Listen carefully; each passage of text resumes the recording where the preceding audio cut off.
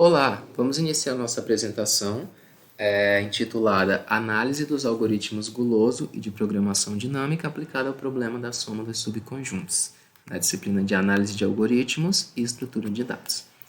Então a gente vai analisar dois algoritmos, que são o algoritmo guloso e o algoritmo de programação dinâmica, e vamos aplicar eles a um problema. Então o primeiro algoritmo que a gente vai analisar, que é o algoritmo guloso, ele é uma abordagem heurística que faz escolhas locais ótimas em cada etapa, com a esperança de encontrar uma solução global ótima. Em cada passo, esse algoritmo vai fazer a escolha que parece ser a melhor naquele momento, sem considerar as consequências futuras. Ele não faz uma análise completa das possíveis soluções, mas opta pela opção imediata que parece ser a mais vantajosa. Então, o algoritmo guloso, ele normalmente segue uma estrutura iterativa, onde em cada iteração ele faz uma escolha que maximiza ou minimiza algum critério, que é chamado de critério guloso, e essa escolha ela é feita com base nas informações disponíveis até aquele ponto. Então, apesar de essa ser uma abordagem bem simples e rápida, o algoritmo guloso ele não garante encontrar uma solução globalmente ótima para todos os problemas. Então, em certos casos, ele pode sim obter algumas soluções muito boas, mas em alguns problemas específicos ele pode fornecer algumas soluções que não sejam, no caso, 100% eficientes. E o nosso segundo algoritmo, que é o algoritmo de programação dinâmica, ele se trata de uma técnica de otimização que divide o problema em subproblemas menores e resolve eles de forma recursiva. A gente armazena as soluções dos subproblemas em uma tabela ou em uma matriz, etc. E em soluções parciais são usadas para a gente construir a solução global do nosso problema. Então, de modo contrário do algoritmo guloso, a programação dinâmica ela já avalia todas as possíveis soluções dos subproblemas e escolhe a melhor entre elas. Então, ele, no caso, usa a ideia de memorização, que consiste em armazenar as soluções calculadas anteriormente, para a gente evitar ficar refazendo cálculos que sejam desnecessários. Então, a programação dinâmica ela é especialmente útil quando a gente tem, no caso, uma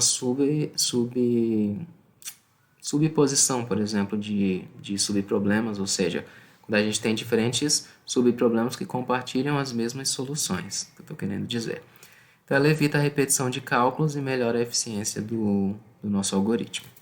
A principal característica da programação dinâmica é a construção de uma tabela de soluções. No caso, cada entrada ela representa a solução de um subproblema e essa tabela é preenchida de forma sistemática, começando pelos subproblemas menores e avançando até o problema original. Então, no final, a solução global ela é encontrada na última entrada da tabela. A programação dinâmica ela é geralmente aplicada a problemas de otimização em que seja necessário encontrar uma melhor solução possível com base em algum critério de otimalidade definido, por exemplo. Então, esses dois algoritmos eles são para tratar de otimizações. E aí o problema que a gente vai tratar aqui é o problema da soma de subconjuntos. Ele é um desafio bem clássico na ciência da computação, na teoria dos algoritmos, boa parte das pessoas conhecem. E esse problema ele consiste em determinar se existe um subconjunto de elementos em um conjunto cuja soma seja, no caso, igual a um valor alvo.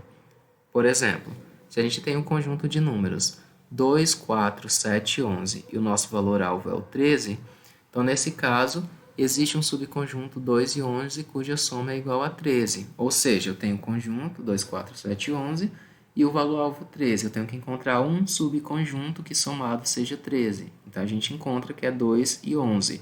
Então 2 somado com 11 dá 13. Então a resposta seria positiva para essa afirmação.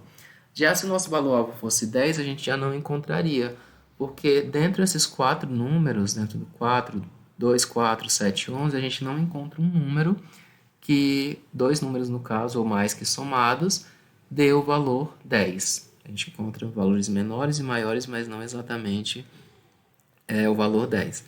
Então, esse problema da soma de subconjuntos ele é conhecido como problema, no caso, NP completo, que significa que a gente não conhece uma solução algoritmicamente eficiente que funcione para todos os casos em tempo polinomial. Por isso que ele é NP completo. E aí vamos mostrar um pouco da nossa implementação. Então foram implementados dois algoritmos em linguagem de programação Python. Então, eu apresento aqui o primeiro código, que é do algoritmo guloso. Então, nós temos aqui esse código que realiza, no caso, as leituras de dados de um arquivo. Ele ordena os dados em ordem decrescente e verifica se é possível obter uma determinada soma a partir de um subconjunto dos dados. Então, ele importa aqui a biblioteca time, só para a gente verificar o tempo. Ele define uma função chamada ler dados, que essa função ela recebe um nome de um arquivo como argumento, ela abre esse arquivo em modo leitura, faz a leitura de cada linha e vai convertendo eles para inteiros. E aí, os valores, no caso, eles são armazenados em uma lista que é chamada de dados.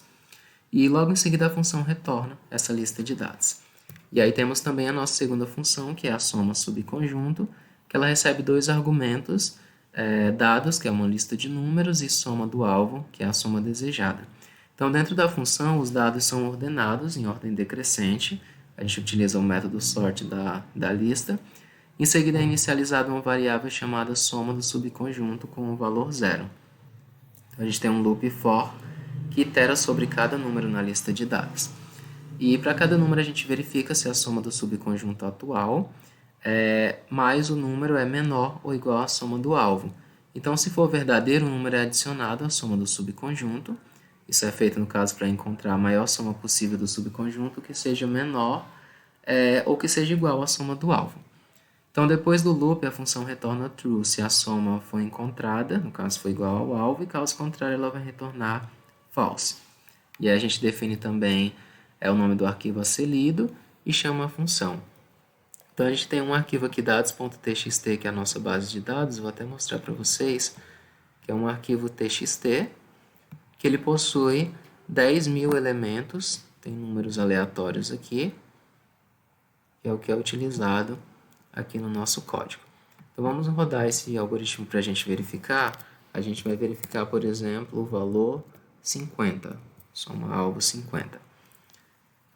Então, é possível sim obter a soma 50, ou seja, existe um subconjunto dentro desse conjunto de dados que eu mostrei para vocês, que somado dá 50. E aí tem o tempo de execução 0,04 segundos. Vamos, por exemplo, colocar um valor que não seja possível, por exemplo, um valor negativo. Então, executando um valor negativo, não é possível obter a soma menos 1, ou seja, não existe um subconjunto dentro que somado dê menos 1, e aqui o tempo de execução do nosso algoritmo.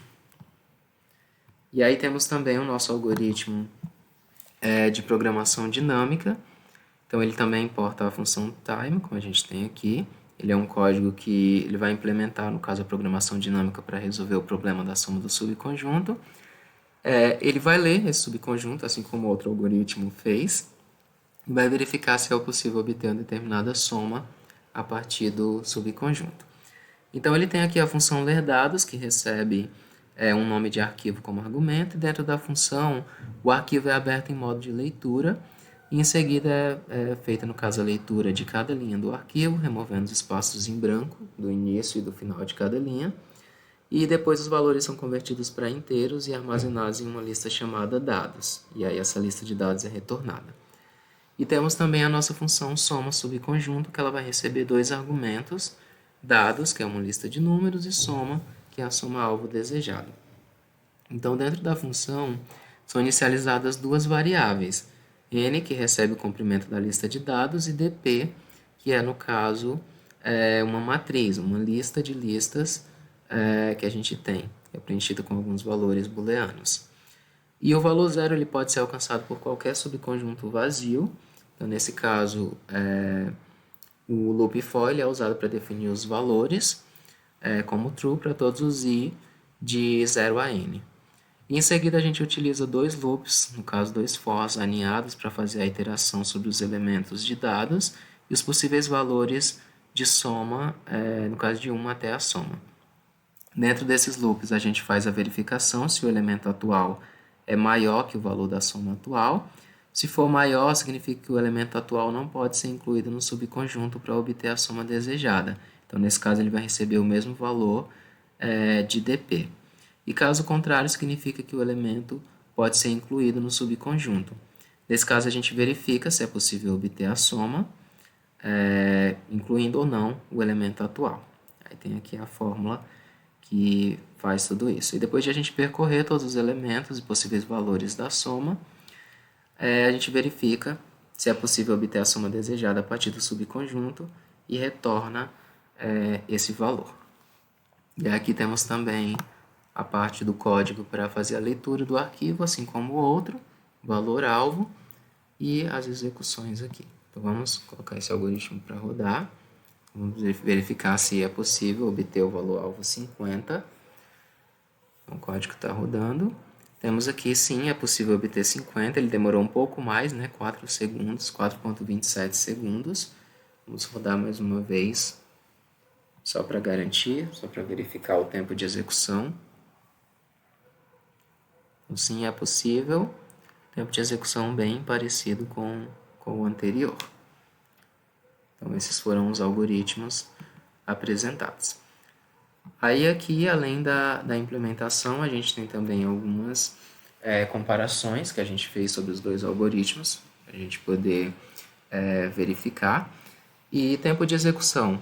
Ambos os algoritmos foram executados cerca de 10 vezes e a gente pegou a média de tempo dessas execuções para comparar aqui. Então, o algoritmo guloso ele ficou com a média de 0,02 segundos e de programação dinâmica 0,53 segundos. Então, a gente pode afirmar que o algoritmo guloso ele foi bem mais rápido que o algoritmo de programação dinâmica. Falando um pouco da complexidade e da memória deles, em relação aos tempos de execução, o algoritmo guloso aplicado ao nosso problema, ele possui uma complexidade de tempo de execução O de n vezes log de n, no caso, n é o número de elementos da lista. O algoritmo primeiro ele classifica os elementos em ordem decrescente, a complexidade seria O de n vezes log de n, e em seguida ele percorre a lista uma vez para formar o subconjunto, levando em consideração apenas os maiores elementos disponíveis.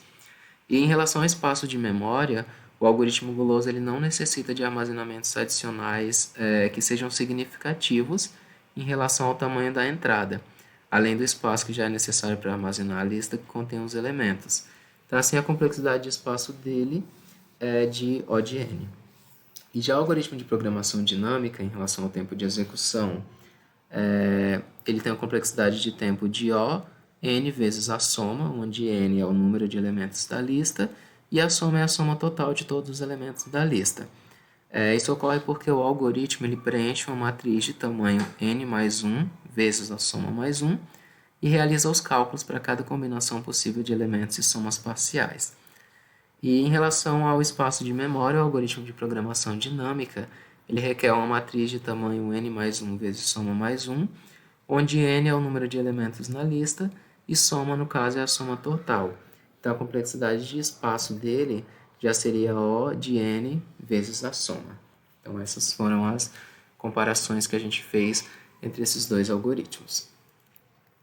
Aqui tem as referências bibliográficas de onde foi baseada essa apresentação e os algoritmos, e detalhes adicionais você encontra no relatório que vai ser enviado também.